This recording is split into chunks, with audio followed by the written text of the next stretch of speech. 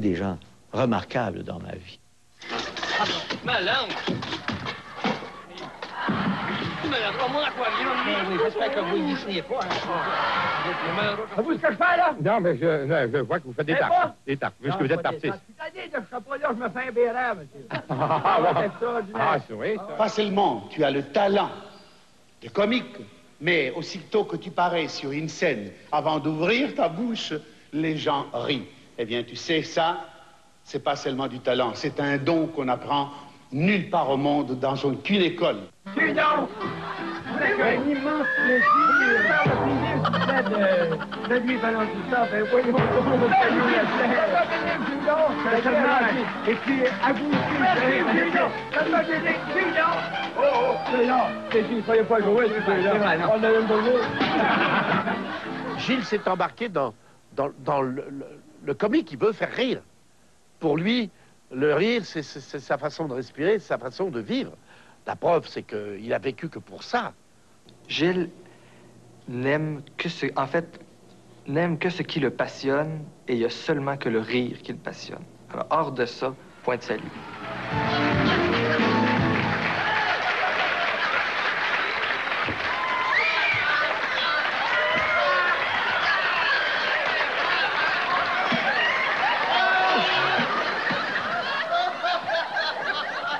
Que vous réalisez que c'est notre dernière? Il y a une complicité entre nous parce que j'ai une admiration sans borne pour lui. Je le trouve non seulement drôle, ça tout le monde le trouve drôle, mais je le trouve super intelligent. C'est un homme qui a une mémoire et une érudition exceptionnelle. Je ne crois pas que Gilles Latulippe un jour puisse s'arrêter de... Il ne vit que pour son théâtre et son métier. On a su que vous y avez eu un grand succès au Théâtre des Variétés. À quoi est-ce que vous attribuez ça? Je pense que c'est parce que la qualité des spectacles qu'on présente là, c'est d'une qualité première. Il n'y a que de grands noms qui travaillent au Théâtre des Variétés. Et aussi, je pense que c'est parce que le Théâtre des Variétés présente surtout de la comédie. Et comme il n'y en a pas beaucoup de comédie à Montréal, les gens qui veulent rire, mais, forcément, doivent venir chez nous. Je suis né un 31 du mois d'août 1937 à 6 heures le matin et, semble-t-il, l'Angélus sonnait. Ça fait de moi une vierge, ascendant vierge. Il paraît que c'est terrible. Vivre avec quelqu'un comme ça, il paraît que c'est épouvantable. Mon grand-père était laitier. Et finalement, pour faire vivre sa famille, un jour, il a eu l'occasion d'acheter une quincaillerie à l'époque. Et pour faire vivre sa famille et ses enfants, il a décidé que ce serait un beau commerce à laisser à sa famille. Je n'ai pas connu mon vrai grand-père du côté maternel. Ma grand-mère s'est remariée en deuxième noces. C'est étrange parce que elle avait 4 enfants. Son premier mari est mort. Elle était très jeune, avec 4 jeunes enfants. Et elle s'est remariée pensant que son mari allait l'aider, etc. Mais elle a marié un paresseux. Il n'a jamais travaillé, il n'a jamais rien fait. Alors elle avait un 5e enfant sur les bras. Et c'est celui-là que j'ai connu. Je l'ai connu forcément. Il était toujours à la maison, il ne travaillait jamais. Mon père a toujours été quincailler. Toujours. Ça a été son commerce, ça a été sa raison de vivre. Mon père et ma mère voulaient 2 enfants, ils en ont eu 2. Ils voulaient 2 garçons, ils en ont eu 2. C'était presque arrangé déjà avec le gars des vues. Mais ils ont été... finalement, ils étaient très heureux des 2 enfants qu'ils avaient. Et ils aimaient les enfants. Et on n'était pas trop chez nous, on était bienvenus. J'ai eu une enfance, non seulement une enfance heureuse, mais très, très heureuse. J'étais un enfant tannant. Mon frère était un enfant sage. Et quand on faisait un mauvais coup, si on cassait une vitre, quelque chose, mon frère voulait toujours que j'aille, moi, dire qu'on avait cassé quelque chose. Il n'y avait pas l'audace, le front, d'aller affronter notre père, par exemple. Moi, je me souviens de choses qu'il faisait quand il avait 2 ou 3 ans, qui étaient très drôles. Je vais donner un exemple, là, je pense à ça hier soir. il allait se coucher, il y avait de la visite à la maison, il était en jaquette. Là, il marchait sur les mains, mais il n'y avait pas de culotte, hein? Alors, vous comprenez un peu que ça faisait rire tout le monde. Mais il a commencé, je pense que c'était inné, ça. Toute sa vie a été drôle. Nous, quand on était jeunes, et je vous disais qu'on avait une enfance heureuse, c'était formidable parce que mon frère et mon cousin Rénal et un autre petit voisin ou deux, le dimanche, comme la ferronnerie était fermée, on allait là, jouer dans ce grand local. On avait même un département de jouets. Vous vous rendez compte, quand on tombait dans le département de jouets, que les portes étaient fermées, il n'y avait pas personne. Tout nous appartenait, là. C'était extraordinaire. C'était Noël, là, tous les dimanches pour nous.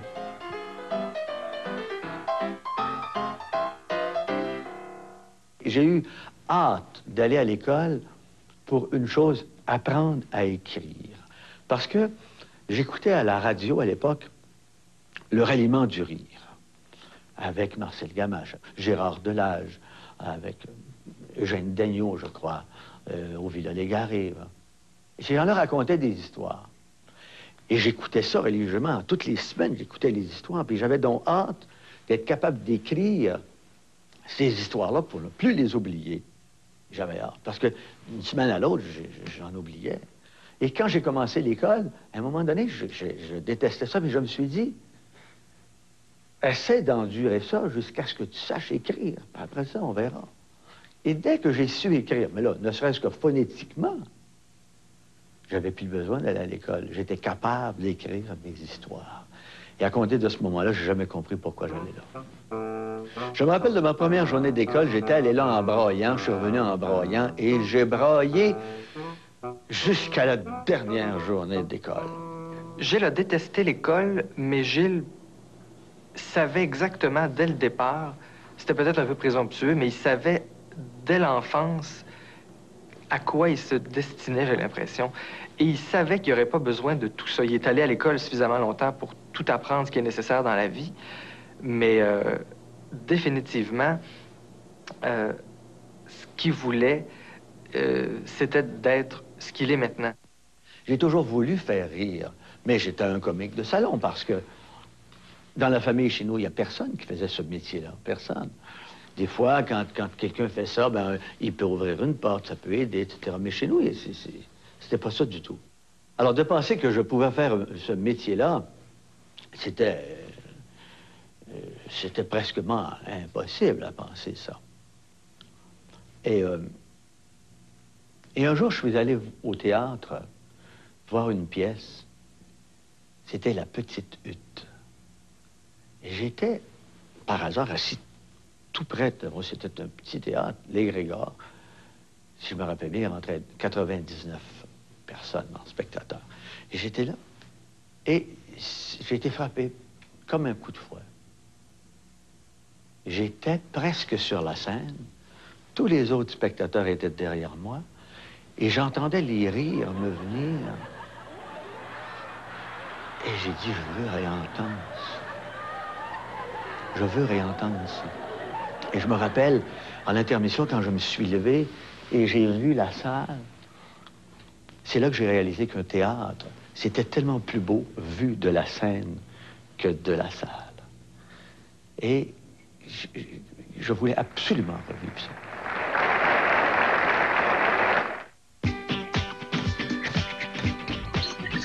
Que je n'allais pas travailler pour lui à la ferronnerie. C'est sûr que ça l'a étonné d'abord, ça l'a peut-être peiné, mais il me l'a pas dit. Il me voyait tellement déterminé à faire ce métier-là, parce que j'avais commencé à prendre des cours, et il voyait avec quel enthousiasme.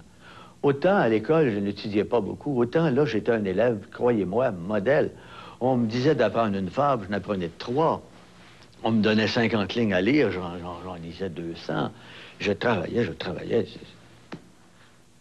Et quand mon père a vu cette espèce d'enthousiasme, il dit, écoute, essaye. Si ça va pas, tu peux toujours revenir. C'était une belle police d'assurance, dans le fond, venant d'un bonhomme qui comprenait pas que j'aille pas travailler pour lui. Ben, je pense que c'est Yvon Deschamps qui était venu me trouver, me disant, j'ai un copain qui voudrait faire du théâtre. Et comme moi, je montais, à cette époque-là, je montais la bande à Bonneau d'Henri François Ré. Yvon jouait dedans, d'ailleurs. Ben, j'ai dit, amène-le, ton copain, pourquoi pas? Parce que je prenais, c'était un théâtre semi-amateur, je prenais à peu près n'importe qui. Et il m'a amené ce gars-là, qui m'a fasciné, parce qu'il avait vraiment une bouille pas ordinaire. Je dis, comment tu t'appelles? Il me dit La Tulipe. Alors là, il manquait plus que ça. Moi, je me suis mis à rigoler. Parce que, avec la tronche qu'il avait, puis le nom qu'il avait, je dis, c'est extraordinaire, c'est un gars de théâtre, c'est pas possible. Alors finalement, Gilles La Tulipe est venu nous rejoindre pour jouer dans la bande à Bonneau. Il a joué un espèce de flic. Alors je l'avais mis en ballon avec le grand François Tassé. C'était deux flics qui avaient toujours la trouille, qui avaient peur. Et ils m'ont fait deux personnages assez extraordinaires dans cette pièce-là. Dans la salle, M. Gratien-Gélinas est là. Il est en train d'écrire et de finir sa pièce « Bousille, il est juste ». Il cherche un niaiseux pour jouer le frère Nolasque. Et, il semble-t-il, se rappellera de moi. Je l'avais vu travailler, mais il était avec d'autres, etc. Il était obscurci un petit peu par la quantité. Et puis j'avais écrit, moi, le rôle de Nolasque pour un comédien que je cherchais parce que je croyais que mon fils Yves, le navigateur, là, pourrait le jouer, mais il est entré au conservatoire, il n'avait pas le droit de jouer. Et après 3 ou 4 essais, où les comédiens qui se présentaient n'étaient jamais ce qu'il fallait, il m'a amené. Il m'a rappelé Gilles La Tulipe, et il me l'a amené, et 3 minutes après le début de l'audition, c'était réglé.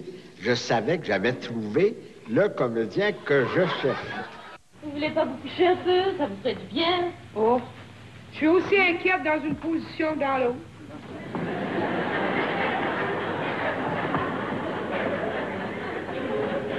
À propos, ma tante, je vous ai apporté un petit cadeau qui va vous encourager. Ah oui? Monte donc pour voir. C'est une médaille de Saint-Jude, le patron des causes désespérées. Oh.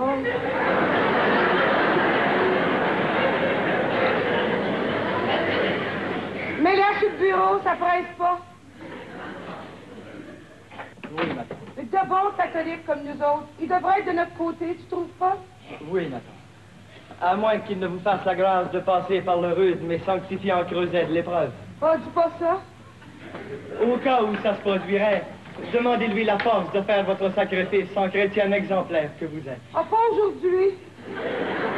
La première fois qu'il était sur la scène à ce moment-là, la Comédie canadienne, là, oui. J'étais là, oui, sûrement. 1er avril 59, je me souviens encore. Hein. Quel effet ça vous a fait? Ah, c'est incroyable l'effet que ça peut faire. Oui.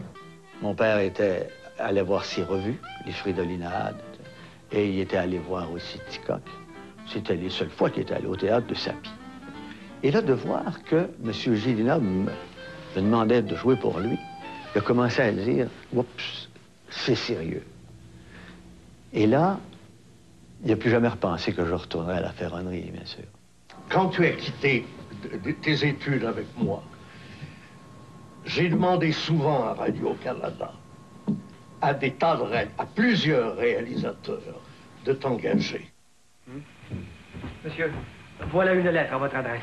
Elle est si pressée que vos gens l'ont apportée ici. On a recommandé de vous la remettre en quelque lieu que vous fussiez ce soir. Voyons un peu cela. J'ai joué dans Les Caprices de Marianne parce que j'étais un élève de Roset. Ensuite, j'ai fait les revues Bleu et Or aussi, de l'Université de Montréal.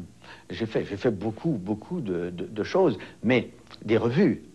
Dans des pièces de théâtre, des rôles de gars de 20 ans, on n'avait pas. Alors, pour travailler, j'ai dû écrire ce qu'on appelait, à l'époque, des routines de cabaret. C'est cette tangente-là que j'ai pris qui a fait que j'ai rencontré Olivier Guimond, que j'ai fait le zoo du Capitaine Bonhomme, que j'ai fait beaucoup de cabarets avec lui. Les débuts de la télévision, d'abord c'était Radio-Canada, puisque TM n'existait pas. Ça a été Le Pirate Maboule, oui, dans le Pirate Maboule, c'était la boîte à surprise. Alors, j'ai fait plusieurs émissions du Pirate Maboule. Ensuite, j'ai eu mon émission à moi dans ça. J'étais avec Percy Rodriguez, c'est le noir qui est parti maintenant pour Hollywood, qui était un acteur formidable. Antoine, c'était une série, mais de cinéma muet. Il y a eu 13 épisodes de l'émission Antoine. Ma carrière a commencé d'une façon fulgurante. Bousille, on a joué pendant des années. Au même moment, je fais beaucoup de télévision. Je tourne ces émissions-là pour Radio-Canada. Je fais du cabaret. Je travaille sans arrêt. Et malheureusement, mon père décède à ce moment-là. Heureusement, ma mère est là. Ma mère m'encourage à continuer. Ma mère... et heureusement, elle a besoin de moi. Et parce que ma mère a besoin de moi, ça m'aide beaucoup. Ça m'aide. Je vais la voir régulièrement. Je l'aide autant qu'elle m'aide. C'était formidable qu'elle ait besoin de moi. Je le connaissais de réputation, de par son travail qu'il avait fait à la roulotte de Buissonneau. De même qu'à la scène pour Gratien Gélinas dans Bousille et les Justes. Déjà, Jean-Paul Ladouceur avait engagé Gilles Latulippe pour venir raconter des contes aux tout-petits. La série s'est appelée Titoto. Alors est venue la série, par après Titoto, le clown, la série Le Zoo du Capitaine Bonhomme. Et il manquait une 4e roue. Et il m'a téléphoné. Je suis allé, je n'ai même pas passé d'audition à ce moment-là. Là. Ça s'est fait comme ça, à l'amiable. Et on a commencé cette émission qu'on a jouée 1100 fois. D'ailleurs, c'est très rare dans une carrière, mais moi, j'ai eu la chance de faire 2 fois au-delà de 1000 émissions. 1100 pour le Capitaine Bonhomme et 1050 pour les Démons du Midi. C'est rare quand même qu'on fasse ça. Il était certain que, à la suite du succès du Zoo, il était certain dans mon esprit que Gilles pouvait faire autre chose. Comme on disait dans mon temps, avoir une émission dans le prime time. Ça veut dire en soirée. Et c'est Marcel Gamache qui avait dans ses cartons un projet qui s'appelait, à ce moment-là, c'est Cré-Basile, là.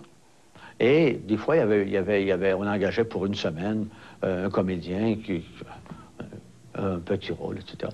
Et il y avait le rôle de Symphorien, qui était le cousin de Basile, un gars qui avait 12 enfants, qui allait revenir seulement une fois, là. Alors, on m'a téléphoné pour faire ça. J'ai accepté. Et comme le gars avait quand même 12 enfants, j'ai dit, je vais me mettre une moustache, je vais me vieillir un peu, tu sais. De toute façon, il venait juste une fois. J'haïs les moustaches. J'aime tout, moi, de ce métier-là, sauf me coller une moustache. Alors, j'ai collé ça, c'est pas grave, un soir. Un soir, je l'ai toffé pendant 10 ans, tu sais. Pour un auteur, quand on écrit pour des artistes chevronnés, comme Gilles, Juliette Huot, on pourrait en nommer plusieurs, mon Dieu, c'est un plaisir. D'ailleurs, ils améliorent le texte. Et on n'a pas besoin de leur dire quoi faire. Ils savent quoi faire avec un texte. Et là, c'est un plaisir. D'autant plus, ça a toujours été un esprit de famille, d'amitié. C'est toujours... D'ailleurs, avec Gilles, tout va bien, toujours. Ça va toujours bien. Quand j'ai été appelé à travailler avec Olivier Guimond la première fois, il y a une espèce d'appréhension, bien sûr, parce que je l'avais vu souvent au Canadien. Je l'avais vu dans les cabarets, parce que j'allais le voir beaucoup. Le voir de loin comme ça, puis de loin le trouver sympathique, c'est autre chose que de partager la scène avec lui. C'est comment ça va se passer. Mais c'était tellement un bon gars. La rencontre s'est faite d'une façon amicale. Ça s'est très, très bien passé. Et je me rappelle très souvent, dans le zoo du Capitaine Bonhomme, j'écrivais bien souvent les ouvertures et les fermetures. Je trouvais des idées. Et des fois, il me disait, prendons le punch. Il voulait que je prenne le punch. Mais non, le punch était fait pour Olivier, c'est sûr, ça. Mais des fois, il me dit, ah, oui donc, Tu sais, t'es un comique, toi aussi. Je n'ai jamais voulu, parce que je voulais voir comment lui il allait s'en sortir. Non seulement Olivier, des fois, m'a impressionné, il m'a impressionné souvent, mais des fois, il a impressionné beaucoup plus que moi. Dans les trois valses, Mathieu Altieri, elle n'en revenait pas non plus. Puis tous ceux qui l'ont vu, eux autres, ils s'imaginaient, quand ils ont donné le rôle à Olivier Guimond, que c'était une figuration. Mais quelle figuration? Qu'est-ce qu'on montre quand on regarde les trois valses, à part ça, à part la figuration?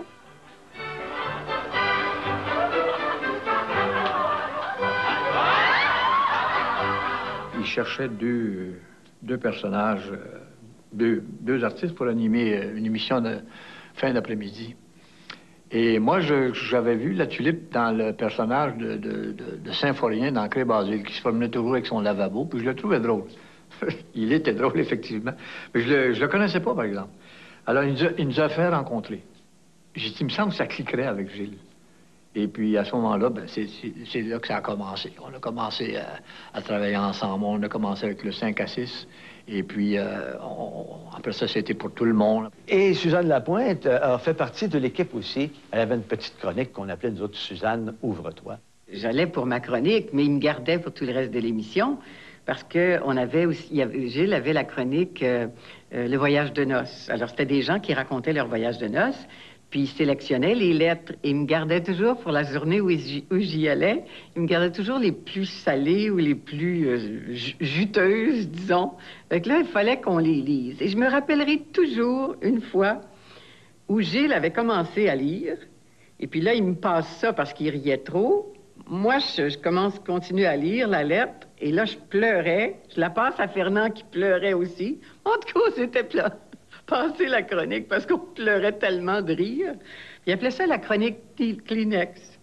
Pour tout le monde, on avait une partie sketch et une partie talk show. Là, il y avait la comédie. Moi, je faisais le personnage de Timousse, habillé en marin.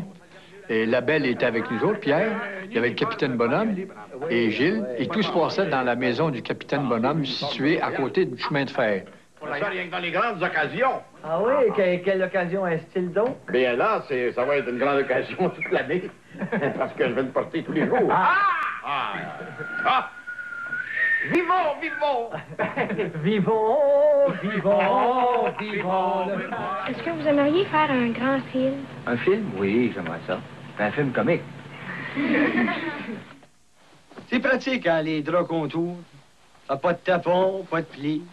Mais mon Dieu que c'est difficile à repasser. C'est parce que ça prend dans les pointes de fer, hein, et puis ça marche pas dans la repasseuse non plus. Ben pour dire, le malheur des uns, des fois... Fais le bonheur des autres. Ouais. Je pense que je vais envoyer ça aussi, c'est sale. Hein? Mais... Gênez-vous pas pour moi. Oh, puis je suis aussi bien d'envoyer ça aussi. Hein? J'ai fait de la publicité, mais j'en ai fait pas vraiment beaucoup. J'ai travaillé pour la brasserie Labatte, bien sûr. J'en ai fait aussi pour Champlain. L'huile, les essences Champlain. Ça n'existe plus maintenant. Mais il y en a qui ont fait jaser à l'époque. Oh, elle va trop vite, elle. Essayez la nouvelle formule Grand Prix de Champlain. Ça, c'est de l'essence, hein? La Champlain Grand Prix, c'est fait pour les gens qui aiment que ça marche. Oh, non. Je vous le dis, la Champlain Grand Prix, elle est bonne. Mais quand on en manque, elle est comme les autres. J'en ai fait une qui m'a plu aussi beaucoup parce que elle était particulière. C'était les bananes Chiquita. Ça, c'était particulier aussi.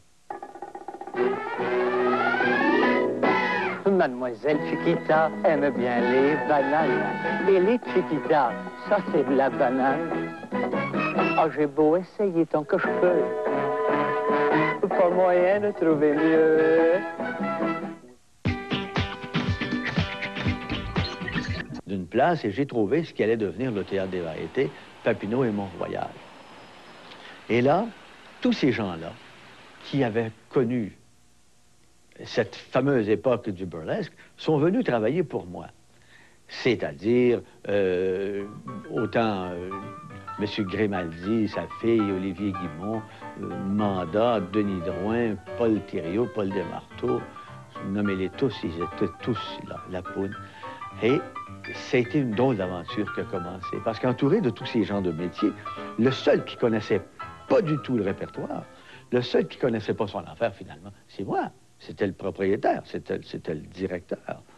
Alors, mais heureusement, j'ai eu la sagesse d'écouter les autres et de les laisser mener à bien la barque les premières années parce que je savais pas de quoi je parlais. J'ai commencé au Théâtre des Variétés l'année où Olivier est né. Donc, ça doit faire 27 ans. Je m'en souviens très bien parce que Olivier était né et il était resté en incubateur. Et la première fois qu'il est sorti, que Suzanne a sorti le bébé, elle l'a amené au Théâtre des Variétés. Et c'est moi qui l'avais amené dans mes bras devant le public pour nos applaudissements de la fin. Un des premiers souvenirs que j'ai de mon père, c'était au Théâtre des Variétés. J'étais tout petit et j'étais en coulisses avec ma mère. Et je voyais mon père qui était habillé en femme puis qui se faisait tapocher par je sais plus quel comédien. C'était probablement ou Léo Rivet ou... enfin, peu importe. Et ça me faisait beaucoup de peine de le voir se faire frapper puis surtout d'entendre les gens hurler de rire à chaque fois qu'il recevait un bon coup. Oui, sur scène comme comédien, c'est au Théâtre des Variétés. J'ai commencé dans les petites ouvertures. D'ailleurs, une année, Gilles est tombé malade. Et puis, il m'avait demandé d'écrire des ouvertures. Ça devait durer 20 minutes, ça. Premier soir, ça durait 20 minutes. Mais le lendemain, on était rendu à 40 puis 45 parce que tout le monde ajoutait son grain de sel. Et c'est moi qui écrivais les textes et je faisais apprendre les chansons aux comédiens. J'ai écrit la première fois un texte pour ramener Olivier Guimont au Théâtre des Variétés. Parce qu'il est venu tellement souvent, et ça marchait tout le temps. Et un jour, il m'a dit, écoute, Gilles, je vais être un moment sans revenir parce que j'ai joué tout mon répertoire. Alors, pour le ramener, j'ai dit, Olivier, si j'écrivais quelque chose, le jour est beau. Certainement. Alors, pour la première fois, j'ai écrit une pièce en un acte, parce que c'était seulement de 10h à 11h, dans le fond. Et j'ai écrit une pièce qui s'appelait, à l'époque, Le lit de la grand-mère. Ensuite, j'ai écrit une autre pièce qui s'appelait Sur le piton. J'ai écrit une autre pièce qui s'appelait Balconville, le PQ, etc. C'est dans cette fameuse pièce qu'on retrouve la scène de la glace. Et il y a une anecdote qui m'a bien fait rire à l'époque. J'avais joué cette pièce-là pendant tout un été à Shawinigan. Et en montant ce fameux bloc de... Parce que c'est de la vraie glace. On échappe le bloc, puis il retombe, puis on le remonte, puis il retombe encore, puis c'est interminable. Et bien souvent, on reçoit le bloc sur les jambes. Et à la fin de l'été, quand on a su ça tout l'été, j'avais une jambe énorme, elle était enflée, il y avait de l'édème, j'avais de la misère à marcher. Mais il me restait encore des représentations à faire. J'avais beau mettre des pattes de joueur de hockey. Là. Finalement, j'ai été obligé d'aller voir le médecin. Je vais voir le médecin, puis il regarde ma jambe, puis il me dit, mettez de la glace. De la glace. Ça faisait 3 mois que j'en mettais de la glace.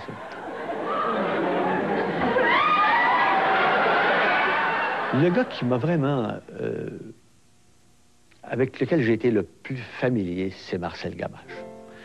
Marcel Gamache m'a influencé beaucoup. Marcel a eu de très durs moments dans sa vie. Il les a toujours passés en riant, avec une philosophie extraordinaire. Ce n'est pas le gars qui va te dire « Oh, moi, à ta place, je ferais ça. » Lui, il l'a vécu, il l'a fait. C'est pas des paroles, il a passé à travers ça. Et je l'ai vu, j'ai assisté à tout ça. Et c'était remarquable, la façon que ce bonhomme-là a vécu. Je l'ai connu pendant de nombreuses années, pas assez à mon goût, là.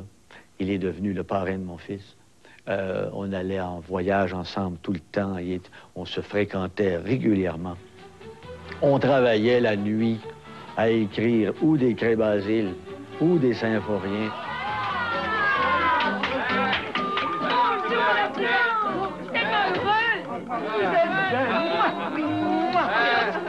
Vous êtes content, là, que je l'ai ramené, hein, je comprends. Et puis, As-tu pris 100 000 piastres d'assurance à l'aérogare avant de monter dans l'avion? Tu m'as assez peur avec ça. Madame Sylvain, je voudrais pas être indiscrète, mais qui aviez-vous mis comme bénéficiaire de cette Ben oui, politique? Ben oui, curieux de savoir.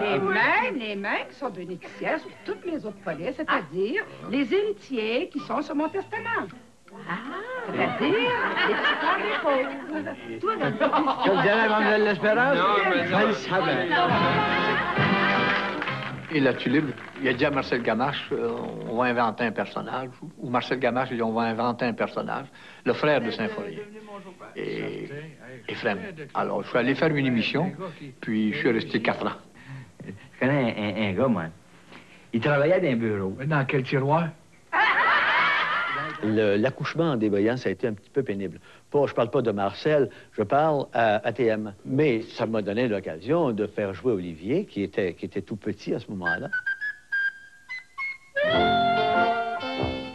Je suis retourné à Radio-Canada quand Gilles Richer a écrit Poivre et sel. Qu'est-ce qui se passe? Monsieur Potvin, Lâchez-moi, vous, comprenez-vous, parce que sans ça, je peux... mais monsieur Potvin, vous comprenez Non, mal. lâchez-moi, comprenez-vous? comprenez Non, mal. j'ai mal à la tête, pas aujourd'hui. Monsieur Non, Potvin. j'ai mal au ventre un autre jour, peut-être. Non. C'est pas du tout ce que vous croyez, Non, monsieur Potvin. de toute façon, vous perdez votre temps. Ça fait 15 ans, ça marche plus. Non. J'avais 45 ans et le rôle en avait 72. Et là, je me suis dit, au théâtre, faire vieux, de loin, ça s'arrange bien, le maquillage. Mais à la télévision, c'est autre chose. Et là, je me demandais si j'étais capable de faire ça. Et le doute s'est emparé de moi. Alors, j'ai téléphoné à Janine Suto. Je savais que Janine jouait dans ça, qu'elle avait le rôle principal. Alors, j'ai dit, Janine, on vient de m'offrir le rôle, mais je ne sais pas si je suis capable de faire ça. Et Janine m'a rassuré. Ça a été des années formidables que de jouer ça. C'est un rôle de composition, quand même, où, pour me rappeler toujours que j'avais mon âge, je m'étais fait faire des bretelles un petit peu serrées, qui m'obligeaient à marcher un peu courbé. Et au bout, ça a duré, je pense, 4 ans. J'avais un peu mal dans le dos. Alors, quand ça s'est arrêté, il a fallu que je réapprenne à marcher droit parce que j'avais pris l'habitude. L'émission des Démons du Midi, c'est Gilles avec des gens de Radio-Canada qui avaient eu cette idée-là, mais ça devait ne durer qu'1 an. Je garde des Démons du Midi un excellent souvenir. D'abord, cette partenaire qui est Suzanne Lapointe. Il n'y a pas un comique qui souhaiterait pas avoir une Suzanne Lapointe à ses côtés, bien sûr. Pas seulement au point de vue professionnel, mais dans la vie de tous les jours, Suzanne, c'est une grande bonne femme.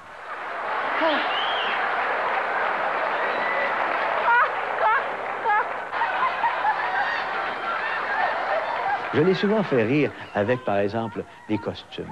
On avait 2 loges, une à côté de l'autre, séparées par un drap. Elle aurait pu voir mes costumes accrochés là. Elle l'a jamais fait. Jamais. Elle aimait mieux garder la surprise puis jouer vraiment le jeu. Elle faisait pas semblant de rire. Elle riait vraiment.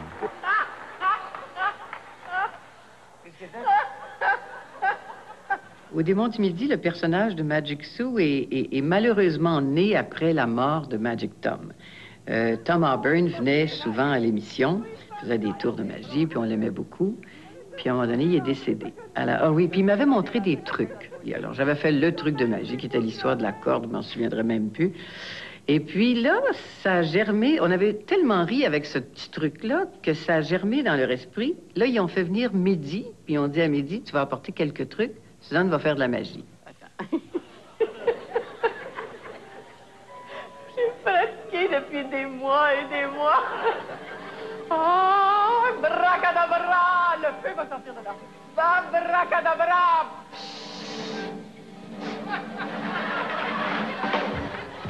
Ah oui. Ah ouais.